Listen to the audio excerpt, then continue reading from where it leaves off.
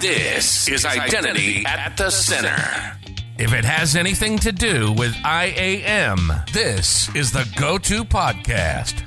Now your hosts, Jim McDonald and Jeff Steadman. Welcome to the Identity at the Center podcast. I'm Jeff, and that's Jim. Hey, Jim. Hey, Jeff. How are you? Not so bad. Yourself? Oh, not so bad. I was reading an article. So how would you like me to open up a can of worms in the banter that we won't be able to solve and could take a lot longer than normal? Isn't that pretty much how we start every show? Yeah. So Martin Kupinger released an article, friend of the show, Martin is, and the article is about CISO, Cheeto, CIO, CDO, I don't know, but tune in on that Cheeto. So anyway, he also put kind of a cool diagram. So he talked about IAM and digital identity, of course. So digital identity on the top, IAM on the bottom, in between would be identity security. So I'm thinking identity security is more like the ITDR monitoring kind of thing. Anyway, so the alignment of those things is digital identity is the Cheeto, and the responsibility areas were enabling modern customer journeys and decentralizing identity. The CISO had cybersecurity and therefore improving security. So I am ad-libbing the ITDR piece, but kind of like modernizing, hardening identity systems. And then the head of IAM reporting to the CISO would have modern authentication and modernizing IAM. So here was my beef on this, right? Because it's kind of like modern authentication, modernizing IAM was almost tactical. Identity security with the CISO, I'm not even sure I buy in on that. I do think ITDR is like, is it identity or is it your SOC and kind of overseeing, threats and potential breaches, et cetera. But then with this Cheeto role, it was like enabling modern customer journeys and decentralized identity. Now, I could definitely see the organizations where decentralized identity is a thing unto itself, which is not IAM for your organization, managing provisioning, managing single sign-on. Like, they couldn't be more different. When you talk about somebody like a MasterCard enabling decentralized identity, I mean, that's a strategy on how to enable their business for the next generation. But then when you go to something like enabling modern customer journeys, I don't know. I think that could easily fall within the head of IAM, but really it's kind of like a marketing function or whoever's responsible for that customer facing system. I mean, that's the business side. The IAM team seems to be the technical side enabling that. The technologies are often quite the same with IAM systems. So that was my beef. Anyway, I think it's great that Martin threw this out there because, here's what this is all about. It's like throwing ideas out there so that people can talk about them and criticize them. And you got to have like a little bit of a tough skin to do that.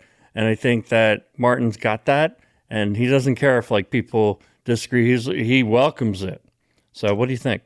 Well, you just talked for, 3 minutes straight. And you threw out a whole bunch of stuff of only which I remember a couple things. It seems to me, read me the description again of the chief identity officer, the Cheeto. So I wasn't going to go all the way into the description because that's down on, I'm looking more at the diagram. So it was like within their blurring lines of responsibility, the Cheeto would have enabling modern customer journeys and decentralized identity. Okay, so that definitely strikes me as it's consumer focused, right? There's already a line being driven between enterprise identity and access management and consumer identity and access management. That's how I see that definition when you talk about consumer journeys. Now, unless it's specifically said the consumer is any consumer of those journeys, which, yes, of course, right? Employees are people too. And I hate to say it, but sometimes contractors are people too as well.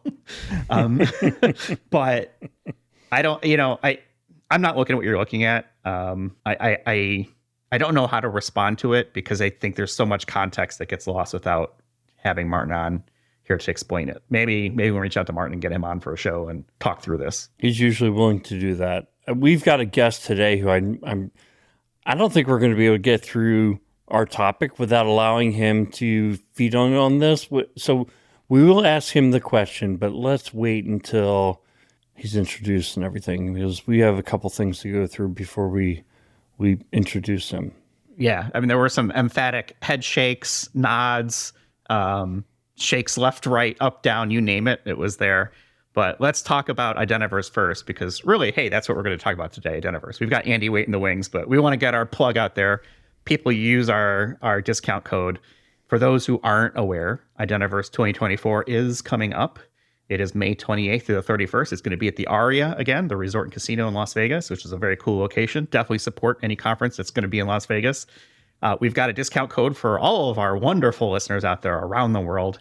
If you use the code IDV24-IDAC25, just rolls right off the tongue, you get 25% off of your registration, and that does stack with any earlier bird discounts. So if you want to get the maximum savings, right, the sooner you register, the better. We'll have a link in our show notes. You can go to identiverse.com and find more information there. But in our show notes, we'll have a link and the conference code again there so that people can take advantage of that and hopefully enjoy the conference. I know Jim and I, you're going to be there. We've got things planned. And let's see, anything else before we get to Andy? Well, my jacket arrived for the Identiverse show, so I'll be easy to spot. No matter where I am on the show floor, people will be able to find me. I'm going to not announce what it's going to look like yet, though. Does it have an Identiverse or Identity at the center logo on it? Definitely not. Okay, so that's idea for a next jacket in the future. It's like a fighter jacket, right? When you come out of the ring, the boxers and stuff like that, they have like a jacket. A robe. Yeah. Oh, yeah. That's a good idea. Okay. Well, let's get to Identiverse 2024. Very excited to have Andi Hindle back with us. He's the conference chair for Identiverse, friend of the program. Welcome back, Andy. I am utterly delighted to be here, although rather like you, I've now got a list of about 27 things that I want to say and get to. And I'm like, starting with a robe. I think robes are the way forward. I'm also curious about the discount code. I'm thinking forward to next year, and I'm thinking, do I have to go to marketing and see if we can create a 26% code? Because it's 24-25 for this year, right? So does next year have to be IDV 25-IDAC 26? I'm like, I don't know. 26, 30, 40. Hey, at some point you're going to run a runway here. So you probably want to think about scaling, that to some degree. We've partnered with Identiverse in the past, and it's always been a great experience for us. And we're happy that we're able to kind of extend that out for our listeners, and hopefully people take advantage of it, right? And there's lots of discount codes out there, but it's a great way to kind of support us on the podcast. Andy, you were shaking your head left, right, up, and down when Jim was talking about the things that Martin Kupperner had put out there around chief identity and CISO and the role of identity security. What do you want to start with? Because we're going to talk about Identiverse, but I want you to get it off your chest and just let's get into it. That's very kind of you. So it's really interesting because we actually had pretty much exactly this conversation a year ago at Identiverse on the main stage, right? So we had Ian Glazer and Dr. Heather Hinton and a couple of other folks join us up on the main stage to talk about, is there a role for a chief identity officer? And if so, what does it look like? And are we ready for it? So I'm delighted that that conversation is happening on a broader scale. And I'm equally delighted that Martin is putting his thoughts forward. And there's a lot that I agree with, right? I think the thing I was shaking my head about most was the identity security thing in the middle. So I think we tend to think of this more often than not as, how do I use identity constructs to provide cybersecurity, right? And absolutely, that's important. I think, that's where things like identity threat detection response come in. Ian's talked about this at some length too. I think there's the other side of this, which is how do we protect our identity systems and our identity data? And some of that is by using these identity constructs, but some of it is not. And so I think there's a missing piece in the middle there, which is the flip side of that discussion. The other thing is, I think it's worth bearing in mind that from a So outside of North America, you look at what's happening in Europe politically in terms of the advent of digital wallets and citizen level digital identity and those kinds of things. That changes a little bit, or at least it influences the way that you talk about these things, that you have these conversations, right? The reality is that I think consumer level use of digital identity is probably going to be a little bit ahead in Europe than it might be in other parts of the world, with a possible exception of Australia. And the Nordics have been there for some time, right? Not necessarily with decentralized and wallets and all the rest of it, but they've had citizen level, with high levels of engagement of kind of digital identity constructs for a long time. So what's interesting is, again, we tend to think of this from a consumer perspective, but actually the workforce use cases, and especially in large, global enterprises that have transient or high percentage contractor workforces, there are some really, and in the regulated industries, right? There are some really interesting use cases around things like proving right to work, proving, certain professional qualifications, within the regulated industries, demonstrating that you have, the right kind of compliance, that you've done the right, all of those things.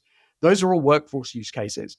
And they are equally important, just maybe not as exciting as some of the consumer-oriented use cases. But my guess is we're going to get to the workforce stuff first, versus the consumer stuff. So here's my problem with this.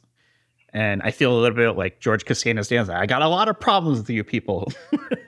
So here's the first one: is I feel like we are limiting the role of a chief, digital identity officer artificially to just this is a consumer-facing thing only. And I don't know if that's the intent, or maybe that's just kind of what I'm thinking or reading through this. I have not read through Martin's article, and I was only going off of 3 minutes of Jim saying it to me while I'm trying to pay attention.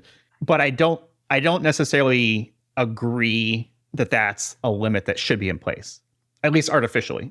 Maybe that's the right the right way to split it out for an organization that, yes, they have a huge B2C component. What if they have a big B2B component? Partners, dealers, agents, right? Things like that. I could certainly see an identity officer for that. I think you would have to be relatively massive as an organization if there was a chief identity officer for an enterprise, meaning your traditional sort of, we have these employees and we have a handful of contractors or consultants and things like that.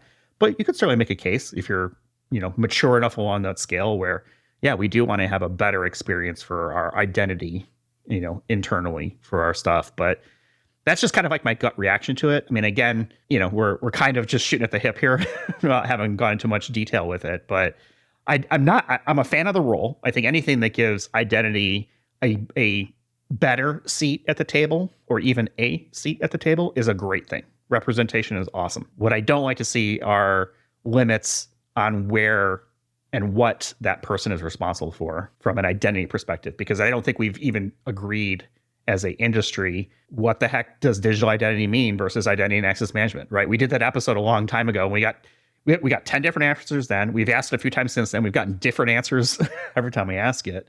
And I think context matters in this case. Jim, you started this hullabaloo. What are your thoughts having heard Andy and I talk now? Yeah, I think Martin's got it right that the Cheeto would focus more on emerging technology that's outward facing. So I don't think it's all things customers to Cheeto, all things internal is the CISO or the head of IAM. I think that's too simplistic. Enabling customer journeys doesn't seem to me like it's like groundbreaking stuff. I do think where a Cheeto makes sense is like, hey, we see identity as something that's going to enable our business. I use the example of MasterCard. Yes, that's where you need somebody who can, and do I think that person should be responsible for Active Directory single sign-on? Like, no, that's just a task that they would need to do. Like they've got to stay focused on growing their business using digital identity. So I guess that's where I think he's got it right, but where I think he's got it wrong is like enabling customer journeys seems almost too tactical as well. And it's enabling tells me it's like, oh, somebody kind of comes up with a new customer journey. Now I've got to make the software do that. That seems very tactical. All right. I think we're on the same page, at least. It's close enough. Andy, what do you think? Are we all talking the same thing? We shockingly, we have consensus. Yes. Who could have predicted it? No, I think you're onto something actually there, Jim. And I was thinking in the background that I think this is about, to some extent, getting identity out of the role that very traditionally it's been in, which is somewhat bracketed inside of the security organization, right? And try as you might, if that's where you report up to, if that's where that function reports up to, by definition, its focus is on, reactive security, right? Protecting the business, as opposed to proactively enabling the business, right? And I think that change needs to happen, not necessarily within the industry, but actually outside it. And so for me, a role like a chief identity officer, or at the very least saying, look, our chief digital officer, we're going to make, security report, we're going to make IAM report directly over there with a dotted line into security, right? That sort of shift would help, because it then enables us as an industry to go out and talk about all of the wonderful customer journey things and enablement things and protection things and all of that we already know we can do, right? It's just we don't necessarily get the opportunity to help the business understand that. I think this would have been a great Identiverse session. It's a good thing we're recording this so people can listen to, us pontificate about this. And Jim was kind enough to drop the link to me just now. So now I'm looking at the article and I see kind of where it's going. I'll put the link in our show notes so people can check it out. It's a LinkedIn article that Martin Cooper had put out on March 12th. Who should be in charge of IAM and what's the role of the CISO? I'm looking forward to getting into a little more depth after this, but I don't want to spend the entire thing, talking about this role. But I think this is probably a good teaser, because these are the sort of conversations that actually happen at a conference. They happen, at Identiverse, when you have a lot of people show up that have opinions, and there's a lot of networking and just general identity shenanigans kind of going around. Andy, I guess you're the conference chair. How are things going? How's the planning for Identiverse coming along? And then I guess give us the, what's the sales tactic here? Why is Identiverse better or different than other identity conferences that are out there? Yes, thanks for that. This is why we have a marketing team who are wonderful and can actually answer that question much better than I can. But yeah, look, so the show is now big, right? I mean, last year we were nudging up towards, 2,500, 3,000 people. We'll be above that this year. It's large. And so that means that the planning effort is significant. So there's a degree to which we're kind of in the last mile of the marathon at this point. It's coming together really well. I'm incredibly excited about the agenda. I say this every year. Frankly, I'm always incredibly excited about the agenda. It's always a huge privilege to be able to sit and look at all of the proposals that people put into the call for presentations, and to then help those presenters through the process of getting their material ready together with the content committee that we have. But the agenda's come together really well. It's up on the website. Almost all of it is there. There's a few things that will change, so obviously people need to be alert to that. We've got some interesting keynotes, and again, more details will emerge, so keep your eyes out on the agenda on the website as that comes together. Lots of fun things happening around the edges, lots of wonderful sponsors and vendors on the show floor, and all of those Identiverse things. You asked a question right at the end about what makes Identiverse different, and I think there's a couple of things. One is we try and have for years, we've focused on making sure that we have a high quality, content rich experience. I talked about the call for presentations a minute ago. For people that don't know, about 80% of our agenda is constructed through the call for presentations, right? So almost everything in the agenda comes through that route. I always stress to people that we're not an academic conference, right? It's not like we're doing formal peer review of these things, but we do have a reasonably rigorous process with the content committee. We review those proposals in pretty serious depth. We then try and construct an agenda that is appropriately balanced. And the number of different balances that we're trying to get there's a lot of them, right? So again, with the scale that we're at, we recognize that we're going to have people who've been coming to the show for years, who've been in identity for years, who want to sit around and pontificate and kind of have the hullabaloo discussion, as you described it a minute ago. But we've also got and heartily welcome people who are brand new, just started in identity this year. Maybe they've been enrolled for 3, 4, 5 years. They're starting to get their feet. They're starting to learn not just the technical bits of how to do the job, but all the other stuff that goes along with being a professional in any industry. And Identiverse is a really good place to do that. We try quite hard with the agenda to make it so that it's balanced in that sense as well. There's material that's appropriate for folks to sit and pontificate, and there's material that's appropriate for people to sit and go, okay, there's a new thing that I've learned and I can move on, and that was valuable. I think though around the edges of that, and you guys are be a better judge than me. I'm in this, and so I'm invariably going to be, or inevitably going to be biased. But I think it's an incredibly welcoming, nurturing environment, right? Professionals come, even folks who've never been before, who've been in their jobs for a couple of years. They come, they find that their peers are more than happy to have conversations, and by peers I mean folks who work in the industry just like they do, right? It can be quite daunting, I think. You go and sit in a presentation, somebody who's been working on the SCIM protocol for the last, 27 years. SCIM is not that old. I apologize to the people who've been working on SCIM. Some of them may look that old, but, that's just the nature of the protocol. They've been working on this thing for years and years and years, and they know everything. And it's like, can I go and ask them a question? Like, yes, is the answer to that. And Identiverse is very supportive of that. We started this last year, and we'll do it again this year. We've got a kind of new to Identiverse session right up front on the first day, the Tuesday, just before all the main content starts. We did it experimentally last year, thinking we might get about 50 people, and we had 200, and they were out in the corridors, and it was extremely useful and valuable.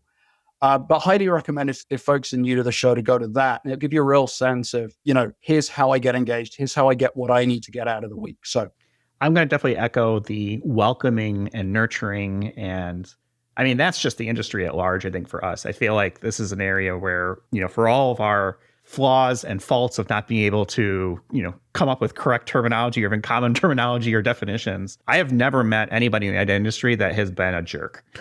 I'm sure they exist, right? But you walk up to people, introduce, and have conversations, stuff like that. It is definitely a very welcoming environment. If you're new to the space, walk up to somebody, say hello. If you've been in the space, here's a challenge for everybody who's been coming to these conferences for a while. Go out and find somebody who hasn't been there before. Make a new friend. Take someone under your wing, stuff like that. If people come up to me at the conference, I'm happy to walk them around and give them my thoughts on things, answer questions, introduce them to other people, stuff like that. I think that's how we grow as an industry, is making those relationships. And Identiverse is definitely one of the best places to do that. You've got people of like mind, similar, work that we're all kind of doing, whether you've been doing it for 20 years or 20 minutes. Get out there and talk with people and introduce yourselves. And if you're a veteran, get out there, talk with new people. Because that's the one thing I think is I see a lot of people who have been going to these things for a while, and they kind of cluster together as well, which is great, right? You want to have those relationships, but let's open arms and get a hug to some of the new people out there. Yeah, definitely pay it forward. I could imagine a scenario, Andy, where someone says, we have this great digital identity conference. We're going to cover all the areas of IAM. But I guess my question to you is this a digital? We understand the oxymoron in what I said, right? Is Identiverse a digital identity conference, or is it an IAM conference? I think this is one of those questions that is going to run and run and run. So if you go back to the very beginning, the very, very beginning of when Identiverse first started out, and it had a different name at the time, and that's 15 years ago. It will be 15 years this year. It's actually our 15th birthday. We're very excited about that. It was very focused on how do we do identity in the cloud, right? That was the question that the conference set out to answer. The reality is that the industry has and continues to evolve rapidly and dramatically. And I mean, in all seriousness, I think the question of what is IAM, what is digital identity, is going to be a topic for the next few years because there is a lot of change happening. So I have my perspective. Somewhat inevitably, the conference reflects some of that perspective, but equally, the content committee and the advisory board come at this slightly differently. So, my perspective will be nuanced, I guess, softened perhaps by their input. My view is that digital identity is an overarching term that incorporates all of the different aspects of identity, whether that is the highly technical protocol or deployment level question about, how do I get these identity bits from A to B, right the way through to, all of the proofing, vetting, attribute assertion, digital wallet, decentralized stuff, right the way through to the edges of things like privacy and elements of security. So we'll take cybersecurity as an example, right? And obviously the promoters of Identiverse, Cyber Risk Alliance, have lots of other cybersecurity focused initiatives. And you look at cybersecurity, and there are lots and lots and lots of things in that realm that have nothing really to do with identity, right? It's the bits that do that are relevant to us. And the same is true of privacy, right? So yeah, it presents an interesting challenge for us from a conference standpoint because it's now a very, very broad set of things. And so that's why you're starting to see some events emerge that maybe sit a little earlier in the content lifecycle that are focused in depth on particular areas. But it's really important, I think, for us to incorporate as much of that as we can, partly because I think that we're going to see some convergence and some impact from one area to another. So I'll give you an example. We talked a little bit earlier on about the role that things like wallets may start to play from a consumer standpoint and potentially from a workforce standpoint. If we are not today starting as an industry, as a traditional IAM industry, if you will, to talk about, okay, what do wallets look like?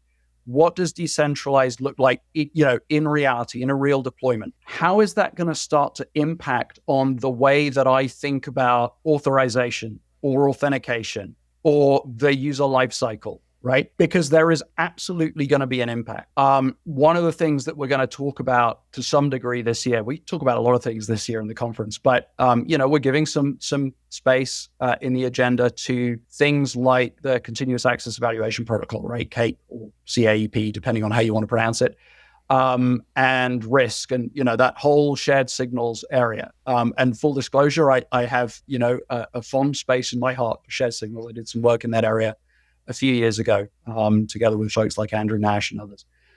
I can see, at least in my head, I think there's a really interesting kind of confluence of here's a bunch of selective disclosure information that I can provide from my wallet. Where does that feed into the continuous evaluation of my access control as I go along through a particular user journey, right? We aren't ready to do that yet as an industry. But if you are in, IGA, for example, today, and you think you'll likely be in IGA in 3 or 4 years' time, you're going to need to think about that. And so that's why for us, it's really important that we touch all of those areas, because I don't know where a professional is going to end up in the next 4 years, right? I don't know what you guys are going to be doing in 4 years. But if you're still in identity, it would be nice to think that we're providing, some of that drip feeding early enough on that it will become useful later on. Yeah, Andy, I wanted to talk about, I know you guys have been as a conference starting to build some content that will be available before the conference. And you have an upcoming today online seminar that by the time this episode actually drops, it will be a recorded webinar that people can go visit. We'll put a link in the show notes. But could you give us a brief overview of what's in that content? I would be delighted to. Thank you. Yeah. So this is something that we wanted to do for a long time, right? Identiverse has always existed as a point in time, essentially single event once a year.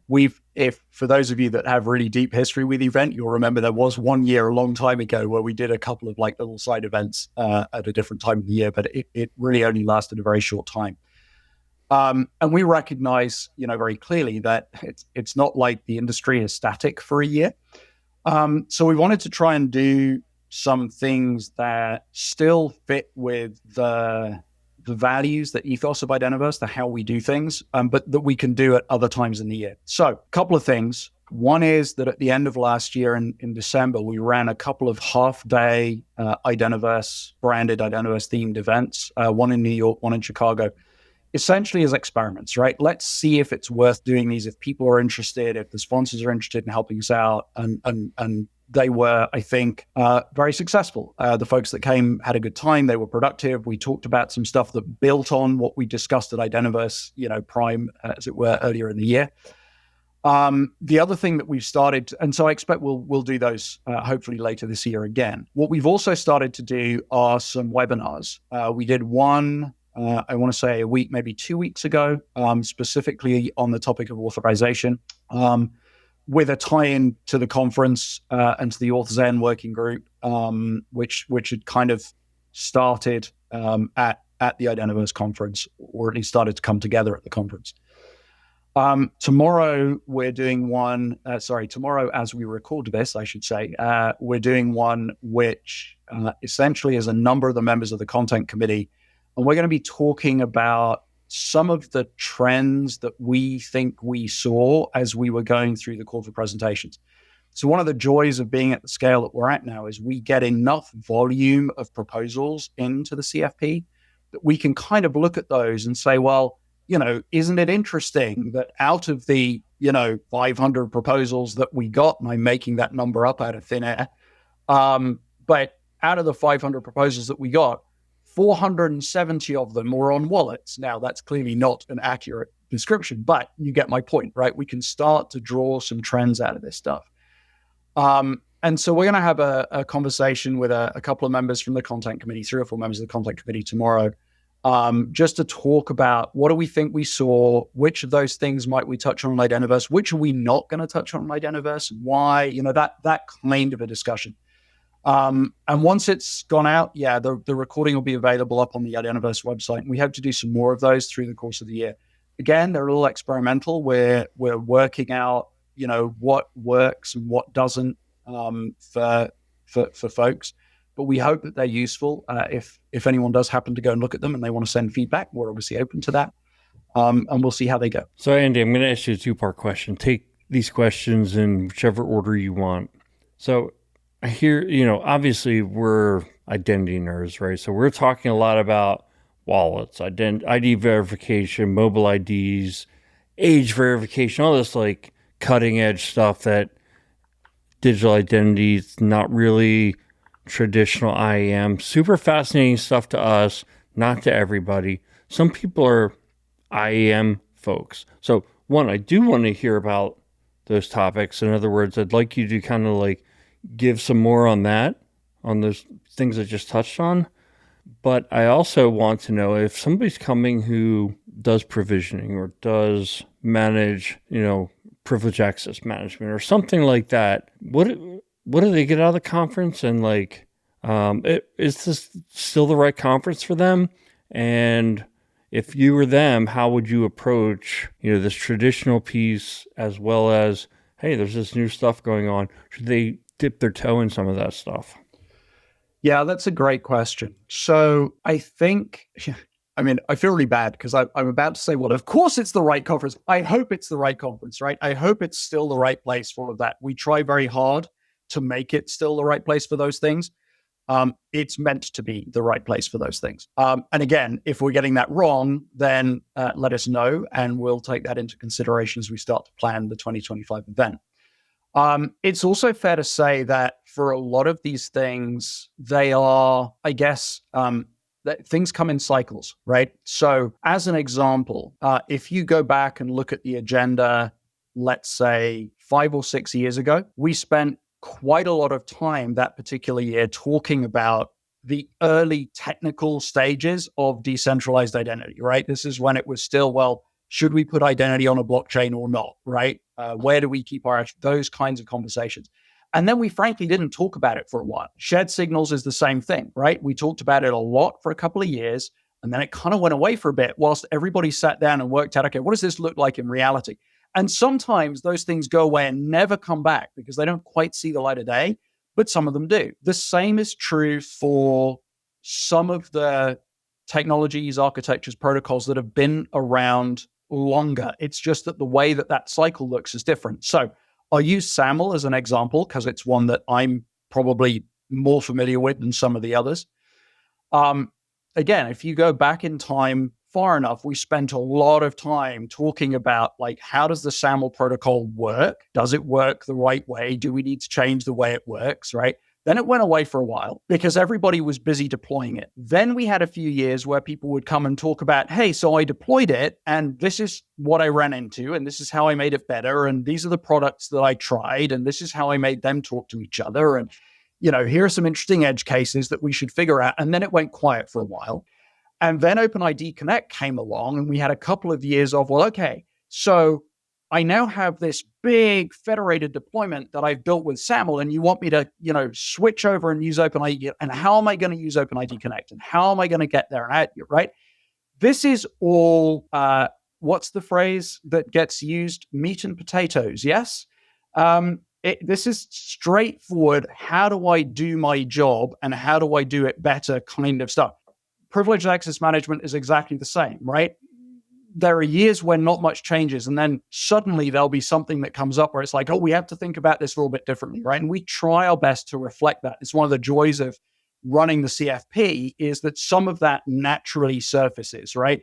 We suddenly get a slew of proposals about, ITDR is a really good example, right? A slew of proposals about that. And it's like, okay, we should probably make sure we cover that one, right? There's a fair amount of real world deployment talk, right? So folks that have, from large enterprises deployed particular protocols, technologies, architectures, products, will come and describe what they did, talk about what they did. And that sharing of best practice is incredibly valuable, I think, if you're kind of on the pointy deployment end of things. We also have quite a lot of folks coming and talking about protocols. So again, depends what's being worked on in any given year. But as an example, I mentioned CAPE and risk earlier on. There's a fair amount going on there. Probably less in the SAML space right now. Quite a lot going on in the authorization area, which you'd probably talk about. Passkey is one, and the whole sort of FIDO authentication construct that's evolved quite rapidly where even as recently as last year, we were still talking about the evolution of the protocol. And this year it's very much about, hey, I deployed Passkey. This is what it looked like, right? So yeah, hopefully that kind of answers the question, Jim. Did I miss anything in amongst all of that? No, I don't think I really liked the answer because it gave a lot of insight in terms of how the content builds in. I do think if you go there, and look, everybody's going to approach these conferences, every conference differently. You might need to go there and say, I want to look at all the privileged access management vendors because my company is going to buy a privileged access management solution and I've got to see what's out there. That's fine. Spend 80% of your time doing that. But my only recommendation, this is a personal Jimism, spend the other 20% investigating some of these other areas. Open your mind a little bit. I'm sure you've been hearing about decentralized identity and digital wallets and this age verification. Just pop into some of those sessions and you might learn something new. But, I wanted to pass this to Jeff to get his input. I mean, between Jeff and I, we've probably hit 100 identity conferences in our lifetime. I'm sure you've got an opinion. Yeah. I mean, the problem I always have with the conferences is that there's too many good sessions going on at the same time. And that's honestly the biggest hurdle for me is like, okay, there's like 3 things all taking place from 10 to 10:45. And how am I going to split my time between that? and then support friends and colleagues who may be presenting in something else, right? Show up for their stuff. I think I'm a little more spur of the moment. For me, conferences have more turned into talking with other folks and trying to find new things versus stuff that I already know about, or at least I feel like I know about. Because there's always something new in the space. And there's plenty of stuff that I still don't understand, getting my head around, quantum and trying to understand, well, where does self-sovereign come in for an enterprise, right? Things like that. That's what I tend to focus on, is that kind of stuff, is the newer, more cutting edge. But that's only because I have the background already that kind of, I feel like we cover everything else. And hey, you and I, Jim, we're fortunate we do this podcast where we're talking about this stuff at least once a week, if not more. And so we're getting a little, more exposure. It's almost like we do our own conference every week, basically, around a specific topic. So that's typically how I kind of approach it. So that's kind of what I'm thinking. Andy, I know that it's always a struggle trying to figure out schedules and too many good sessions at once. And, maybe this is an opportunity to talk about, what if I can't come to the conference? Are there things that I can do after the conference maybe that I could take advantage of, like videos or things like that? I know historically there's been some of that stuff out there, but what's the plan for this year? I feel like the answer should be just spend this year saving up so you can come to next year. So yeah, we've tried for a long time to do something that would help people. So a couple of things. One is, for a long time now, in fact, pretty much since the beginning, we've recorded all of the sessions that take place at the conference. Our intention is to do that again this year, likely to be audio rather than video, although we will, I expect, video everything that's up on the main stage from a keynote standpoint. But all of that will be made available, all of that material will be made available after the event. Attendees, first. So to your point, Jeff, if you're conflicted about what to attend, at least you'll be able to go and pick that stuff up afterwards. But then it'll be made available publicly, as we have done historically. At least that's the intention at this point. The other thing, and this is a little bit, this kind of wasn't in my head until I was picking up really on something that Jim mentioned, which is, of course, I tend to think primarily about the agenda, which is where my head is at right now. But Jim made the really important point that we've obviously got, this enormous show floor, which is incredibly valuable to people. Some people just want to get a sense of what all's out there. Some have got very specific questions for vendors that maybe they use today or they're considering using. And for others, it's, exactly as you described, Jim. It's, look, we've got a project in this space. Let me start to get a sense of what all's out there. I think if you aren't able to attend the conference, one thing that you might consider doing is have a look and see which vendors are there, and then either reach out to a colleague that happens to be attending and leverage them, right? Hey, would you mind popping along to vendor X and asking them these questions, right? The other thing is, frankly, if you're interested in a particular product or solution, I would encourage you to reach out to that vendor directly and say, hey, look, I saw you at Identiverse. Really sorry I couldn't physically be there, but I am interested. Because you've immediately got a way to start to have a slightly higher level, more engaged conversation with that particular vendor than you would otherwise. So it's worth considering as an approach. And the other thing I'd say is keep an eye out for some of the other, kind of regional Identiverse things and online Identiverse things that we're looking to try and put together later on in the year and into next year. There may be other ways to kind of get engaged in what's happening beyond just being at the main event in Vegas. Evidently, I would be failing in my job today if I didn't say, look, we'd love to see everybody in Vegas. But I recognize that not everybody can. And so, yeah, we do our best to try and make it accessible. The other thing I should probably say here is we've got a number of professional associations that are involved at Identiverse, and many of them have active communities that exist and operate outside of the confines of just the event.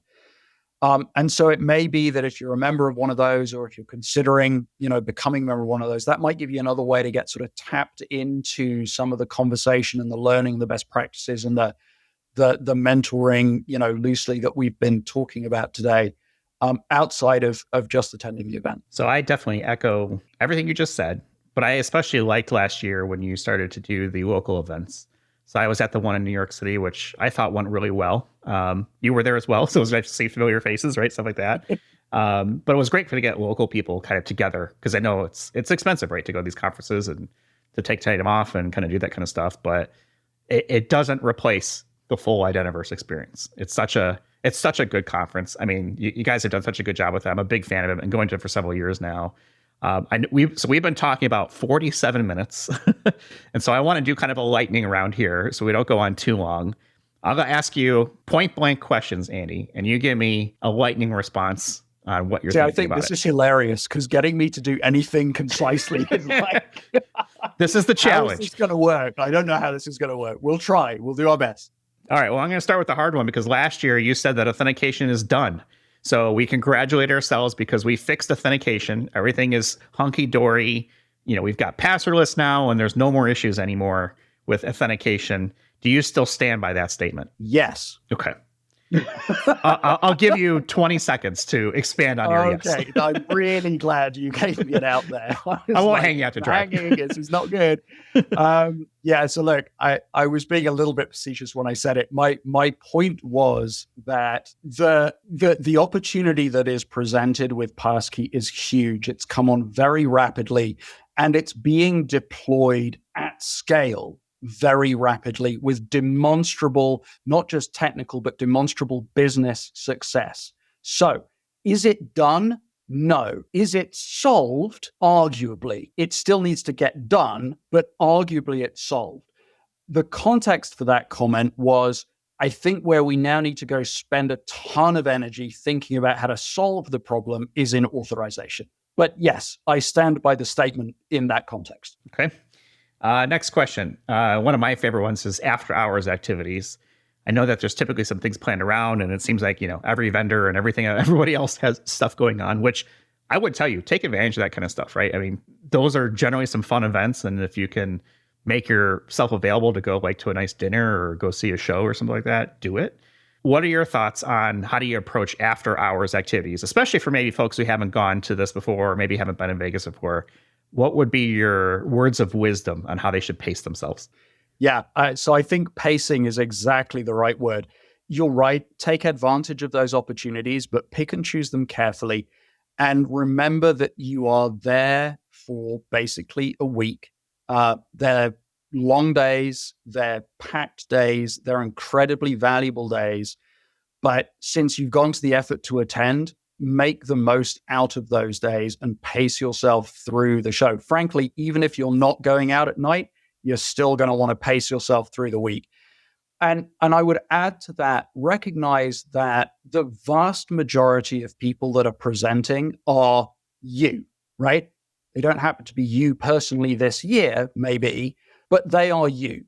And they're putting a lot of time and effort and energy into sharing their knowledge with everyone at the event. Give them due respect, right? If somebody's presenting at 8:30 in the morning, show up, pay attention, listen, please. Yeah, I think was it last year there was like a Sammy Davis tribute, Frank Sinatra type thing that kind of started off the day. It was great. I liked it. I thought it was really good, but it was like, all right, hey, we are getting started. Yeah. So yeah, I mean, and slightly more usefully, perhaps, there's a number of sort of,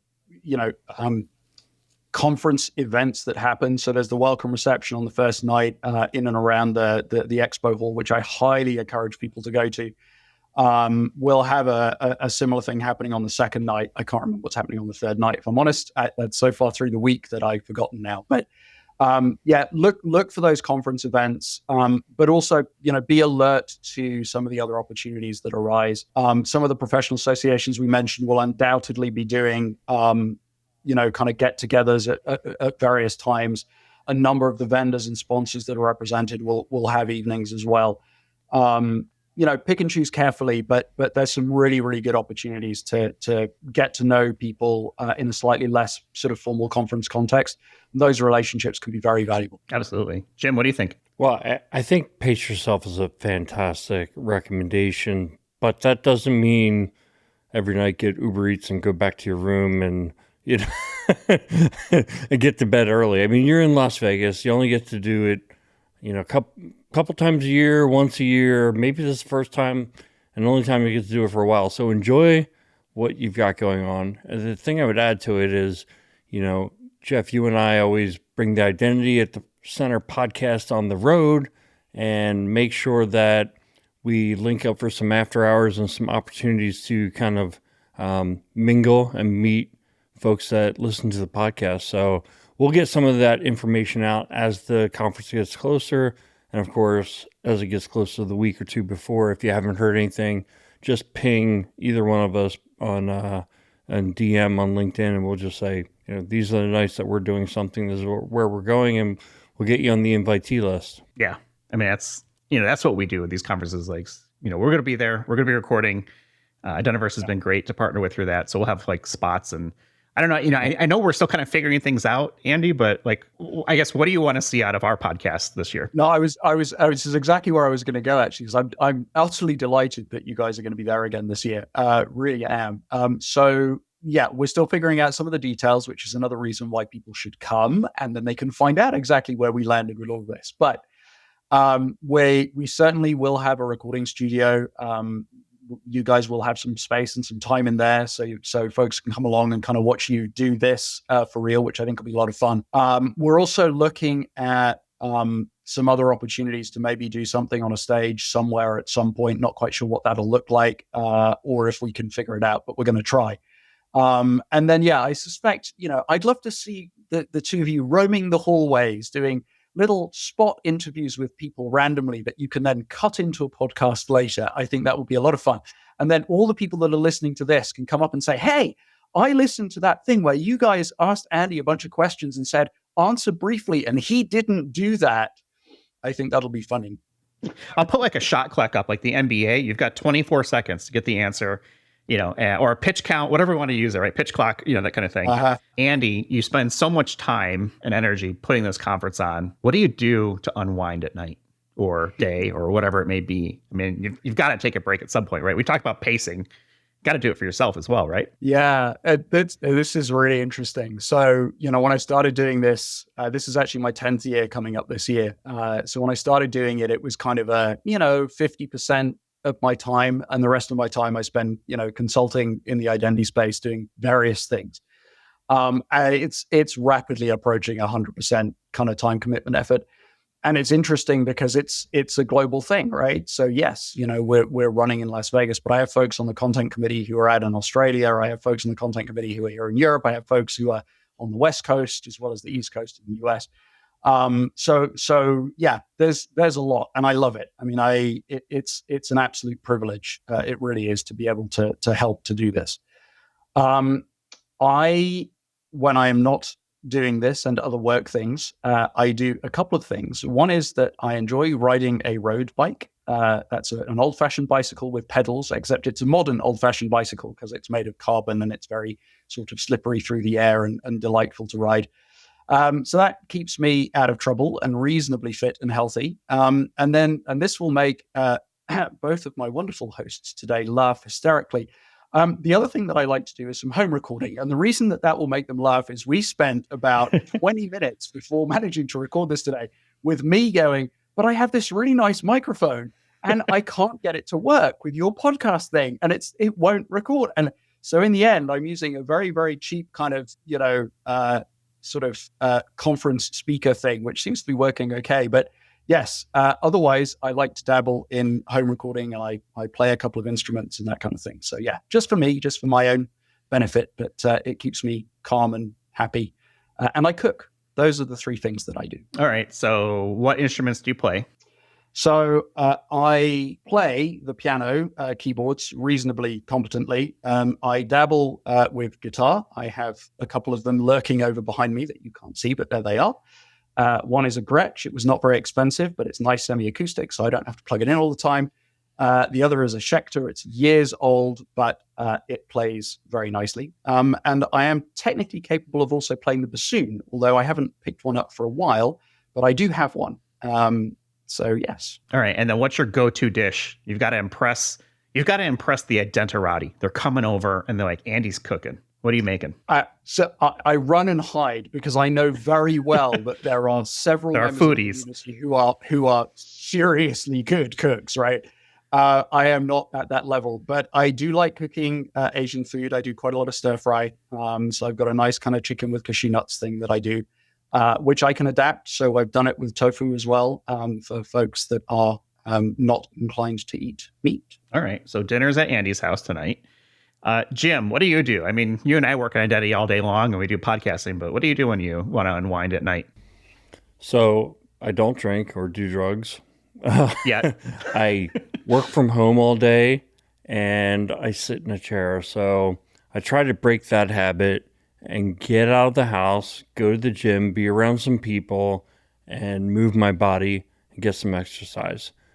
I find that, well, not only does it take me from like getting in 400 steps in a day to like 6,000 steps, it also just relieves a lot of stress. So I know when people think about like exercising and they're like, oh, like that doesn't sound like it would reduce my stress. It takes a while. You kind of have to get over a hump, but then eventually it's like something you look forward to. And that's the stage that I'm in. So yeah, that's what I do. It's like go to the gym and I work out after work. That sounds weird. You never go out working out. Not when we're on the road together and you're like, I got to get working on. All right, I'll see you later. Yeah. Yeah. Well, I just said don't do Uber Eats in Vegas, but at least get your workouts in. Yeah. I don't know. What do I do to unwind? I do a lot of stuff. I don't know if I have like a particular thing at this point because I'm just kind of all over the place. I actually like creating content. Some of it's work related. Some of it's not. Some of it's podcast related. I'm trying to learn guitar and it's not going well. I think that is a saga that I've been documenting on and off for like the last year or so. There is one over my shoulder that Andy, I don't know if you can or can't see it. It's a relatively cheap Yamaha electric. So nothing. Good place to start. Yeah, nothing too crazy, but I pick it up and I get frustrated too easily. My fingers don't do the thing that they're supposed to do. And so I'm always constantly thinking about that. But I play video games and I still play World of Warcraft and I got into Assassin's Creed Valhalla recently. So starting to get in that. I don't have as much time, anywhere near as much time as I wish I did. I could sit and play video games all day, but they're a nice, little break, from stuff that might be happening. So that and I play with the dogs. Dogs are the best people. I'm convinced of that. So they are basically what my hobbies are at this point. We're at an hour. We want to start to wrap things up. We'll have links in our show notes for Identiverse for the firestorm of a article that Jim brought up, a link to our discount code for the Identiverse conference, identiverse.com, IDV24-IDAC25, get 25% off. We'll have a link to Andy's LinkedIn profile. So if you want to reach out to him and ask questions or maybe put a shot clock up for an answer on something like that, you can do that as well. I love the idea of doing sort of the man on the street interview. I know Jim has talked about us doing that behind the scenes for a while. And, Jim, we tried that at Octane, but the audio that was put out there and I looked at it was not great. So still kind of in limbo, but I'll have my gear with me. So maybe we can kind of figure out for that. And then we'll also have the Identiverse webinar content that Andy, that we talked about earlier in the episode. So we'll have a link to that as well. So, and then of course you can reach out to Jim and myself if you got questions, comments, concerns, ideas for future episodes, and hit our website, idacpodcast.com, or follow us on X, Twitter, whatever it's called, at IDAC Podcast, Mastodon at IDAC Podcast, at infosec.exchange. And that's it. That's all we've got. I'm done with you people. I'm done with you. No, also on YouTube. Oh, on YouTube. Yeah, we'll definitely have the YouTube. So I'm putting the episodes up on YouTube. I'm trying to do the YouTube Shorts things. So when you talk about what do I do to unwind, it's like all that stuff. It's getting that stuff taken care of. We do Identity at the Center, darn it. Yeah, exactly. All right. I'm done with you people. Go have fun. Andy, thank you very much for your partnership through this process and being on the show. And look forward to seeing you in Identiverse. And for everyone else, we'll talk with you all in the next one. You've been listening to Identity at the Center. We hope you've enjoyed the show. Make sure to like, rate, and review. And we'll be back soon. But in the meantime, hit the website at identityatthecenter.com and find us on Twitter at IDAC Podcast. See you next time on Identity at the Center.